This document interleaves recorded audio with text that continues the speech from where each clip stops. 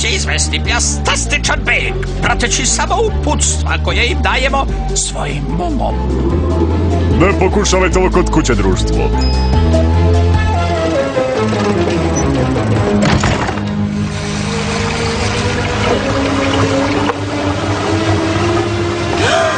Da li stvarno moram nešto da kažem? Oslobodite te bake odmah!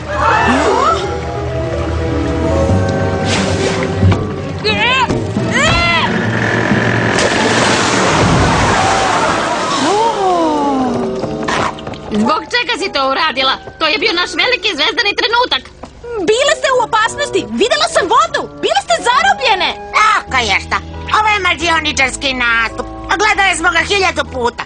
Svi poniji uvek pobegnu. Tako je, narode. To je zbog naših mađioničarskih veština. A sada, tačka nestajanja. Nadam se da si srećna. Čekale smo da nas izaberu za lepe pomoćnice za taj trik godinama. Stalno nam uništavaš zabavu, a radovala sam se onoj igri koju si odlučila da izgubiš za nas. A ja sam htjela da pojedem one načose malo pre. A ja sam mogla da zapalim podijum za igru da me nisi sprečavala. One su previše fine da bi to rekle, pa ću ja reći. Rainbow Dash, mislile smo da će biti zabavna, ali još ne videh takvu dosadnjakovičku. Šta? Upravo je. Uzela si nas na zub od kad smo stigle.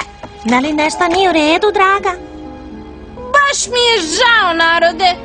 Istina je da sam tokom čitavog putovanja želela da se vozim divljim plavim bezdanom. Mislim, zbog toga sam uopšte i krenula u Las Vegas. Applejack mi je rekla da vas ne ispuštam iz vida, da ne biste preterala i da ne bismo morale da se vratimo kući.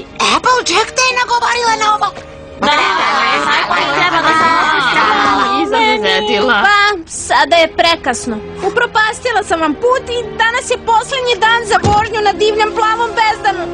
Red je toliko dug da nikada neću stići da se vozim.